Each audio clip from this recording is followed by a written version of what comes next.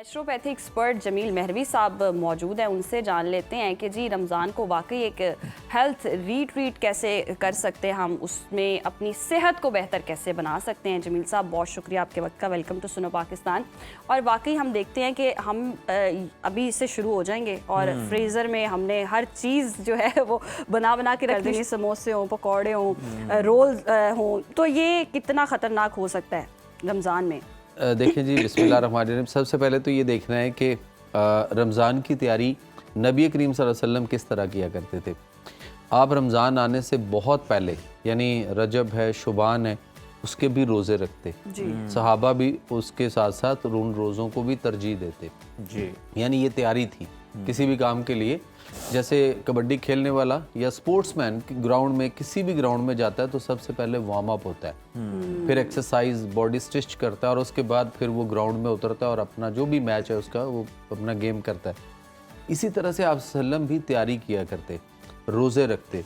اور اب ہمارے ہاں یہاں یہ پوزیشن ہے کہ بس چاند نظر آئے گا تو روزہ رکھنا شروع کریں گے, اور اس میں بھی سحری غلط ہوگی, اس کے بعد شام کو پہلی ہی افطاری اتنی غلط ہوگی کہ اس کے بعد آپ کے پورا رمضان جو ہے نا وہ عجیب و غریب آوازاری کے ساتھ گزرے گا. تو رمضان صرف آپ کو بھوکا پیاسا رکھنے نہیں آیا, بلکہ رمضان آپ کی پوری باڈی کی ٹیوننگ, اوور آلنگ, اس کی مینٹیننس, اس کا سافٹ ویئر, اس کا ہارڈ ویئر, ہر چیز کو اپ گریڈ کرنے کے لیے.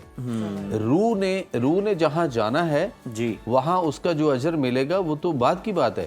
آپ کو جس جسم کے ساتھ یہاں پہ روزہ رکھنے کو کہا جا رہا ہے, پہلے اس جسم کے جسمانی فائد تو دیکھ لیجئے کہ آج آپ کی ہر بیماری جو ہے اس کی شفا روزہ میں اللہ نے رکھی ہے. اللہ کے نبی صلی اللہ علیہ وسلم کی حدیث ہے کہ روزہ رکھو صحت یاب ہو جاؤ گے. تو ہمیں دیکھنا ہے کہ ہم کس طرح کی تیاری کریں, کس طرح سے اپنے آپ کو مینٹین کریں. یہ جتنی چیزیں ہم فرائی کرتے ہیں, خاص طور پہ یہ جتنے کوکنگ آئلز ہیں اور جتنے بناسپتی گھی ہیں مختلف قسم کے, یہ سارے کے سارے ڈالڈے گھی وغیرہ, یہ سارے کے سارے بیماریاں پیدا کرتے ہیں. یہ ہم سب کو پتہ ہے, لیکن جب رمضان آتا ہے تو ہم سارے اسی میں ہم یہ دیکھتے ہیں. اس آئل میں چیزیں فرائی بھی کرتے ہیں اور پھر اپنا دسترخوان بھی افطار کا ویسے سجانے کی کوشش کرتے ہیں جیسے کوکنگ آئل کی ایڈ میں دکھایا جاتا ہے, بھرا ہوا دسترخوان جناب. اس طرح کی چیزیں دکھائے ایسے جاتا ہے, مارکیٹ ہی ایسے. اس کا بوفے نہیں لگانا, کسی بھی صورت میں بوفے نہیں لگانا.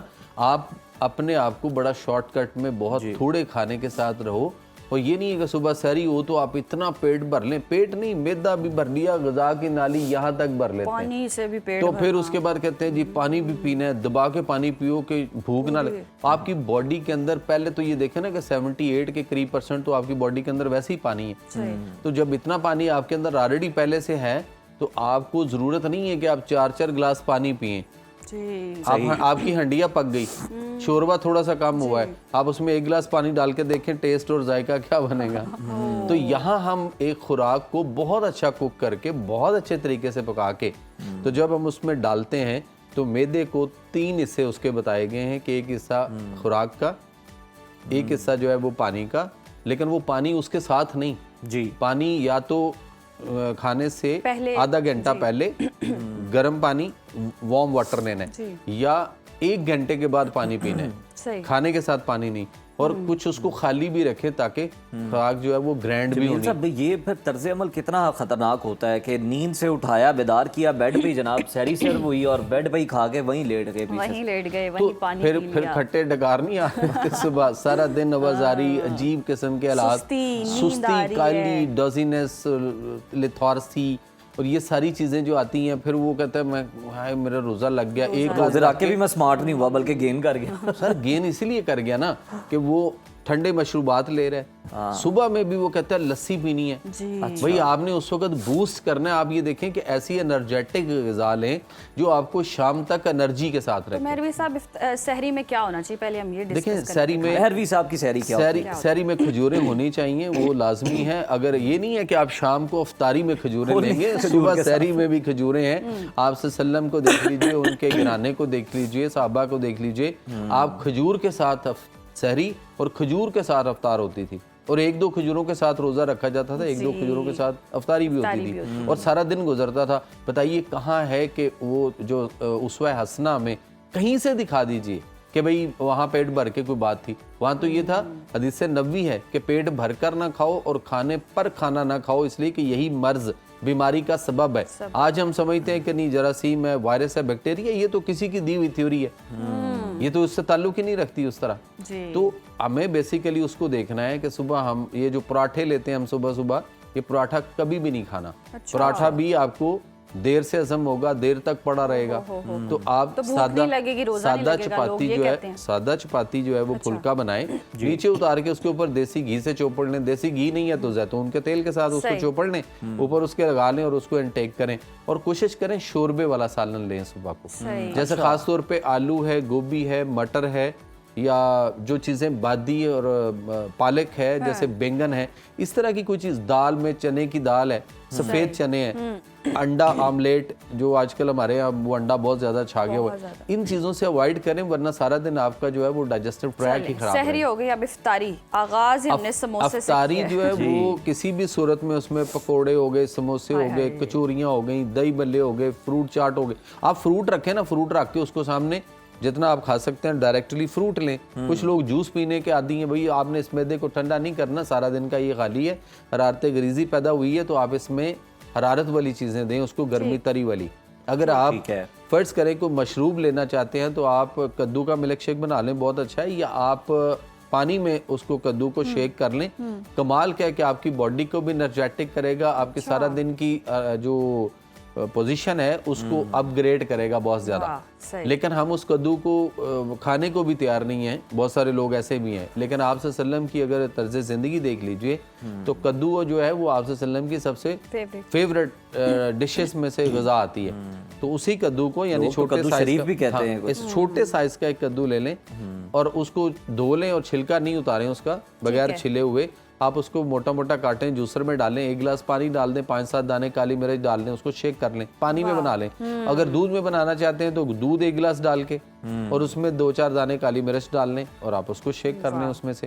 اگر نہیں کالی مرچ ڈالنی تو آپ شہد ڈال سکتے ہیں، آپ اس میں گڑ یا شکر میں سے کوئی حسب ذائقہ تھوڑا سا چیز ڈال، نہ بھی ڈالیں کچھ بھی تو آپ خالی اس کو شیک کر کے انٹیک کریں، آپ کو آپ کی انرجی بوسٹ کرے. پانی اتنا نہیں پیا جاتا، ایک مسئلہ ہے، تو کون سی ایسی چیزیں انٹیک کریں کہ آپ کو ڈی ہائیڈریشن کا مسئلہ نہ؟ لوگ کہتے ہیں ڈی ہائیڈریشن ہو گئی، اسکن بھی بہت زیادہ ڈرائی ہو گئی ہے، یہ مسئلہ ہو گیا، وہ ہو گیا. اتنی ڈی ہائیڈریشن نہیں ہوتی ہے جتنی ہم نے سمجھ لیا ہوا ہے. تو روزے بھی ٹھنڈے ہیں سر، موسم میں کہتا ہوں جون جولائی کے ہوں تو پھر بھی کوئی مسئلہ نہیں ہے. اچھا، اس لیے کہ حضرت علی کا قول ہے کہ آپ فرماتے ہیں کہ 2 چیزیں ان کو بہت اچھی تھیں. ایک وہ کہتے تھے سخت گرمی کا روزہ اور ایک سخت سردی میں وضو کرنا. تو بات یہ ہے کہ ہم اس وقت وہ سارے کے سارے اپنے سسٹم سے دور ہوئے پڑے اور اس کے قریب نہیں آ رہے نا، تو ہمارے خرابیاں یہ ہیں. اچھا مہروی صاحب، کدو کے پکوڑے کھا سکتے ہیں؟ دیکھیں اس کو پھر آپ نے فرائی کرنا ہے تو پھر بیسن لگانا ہے، بیسن نے تضابیت کرنی ہے. دیکھیں بیسن نے تضابیت کرنی ہے. یہ وہی بیسن ہے جو کہ بکروں کو وہ پانی میں ڈال کے پلا کے نا یوں موٹا کر کے نہیں دکھاتے قربانی کے قریب جا کے، تو ہم کہتے ہیں بڑا موٹا بکرا لے کے آئیں. وہ کہتے ہیں بیسن، تو کچھ لوگ اس پہ بڑی ڈیبیٹ ہے، وہ کہتے ہیں بیسن تو بڑی ہیلدی چیز ہے، چنے کو پیسا ہوا ہے، یہ آنکھوں کے سامنے پسوا کے لائے ہیں. ہیلدی چیز ہے لیکن کس کے لیے؟ اس وقت تو سارے کے سارے خود تضابیت والے پیشنٹس ہیں، میجورٹی تضابیت والے ہیں. اگر آپ پھر بھی پکوڑے یا کوئی چیز کرنا چاہتے ہیں تو پھر آپ ایک آدھ پکوڑے سے گزارا کریں نا، اس کو ٹیسٹ کے طور پہ لیں، نہیں کہ وہ پلیٹ بھر دی آپ نے پوری اور آپ کہیں کہ جی پہلے تو پکوڑے ہی کھانے ہیں، پھر ہاتھ نہیں رک رہا، آپ بنائیں اتنے.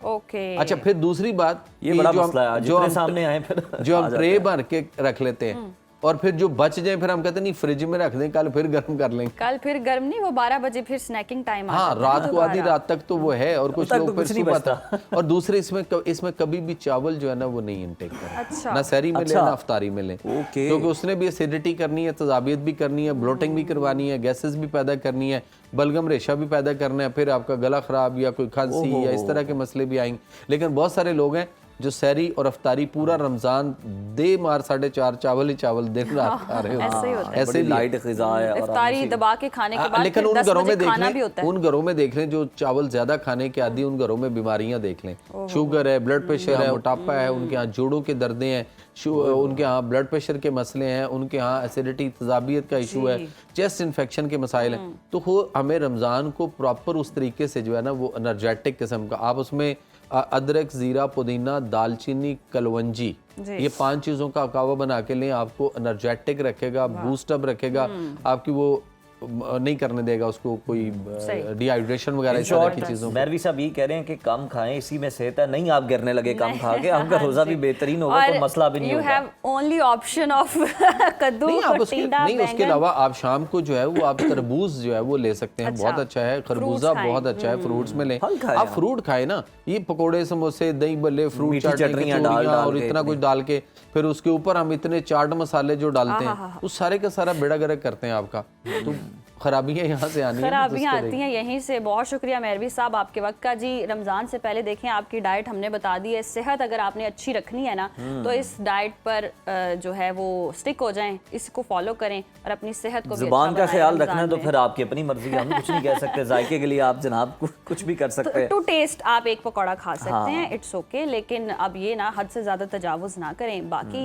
आपकी मर्जी है। देखिए टेस्ट तो आपको उसका पकौड़े का भी वही आना और पूरी प्लेट का भी माम वही आना बेहतर है जनाब थोड़ा बहुत खाएं, हल्के रहें, लाइट रहें और बड़ा अच्छा आप फील करेंगे रमज़ान में।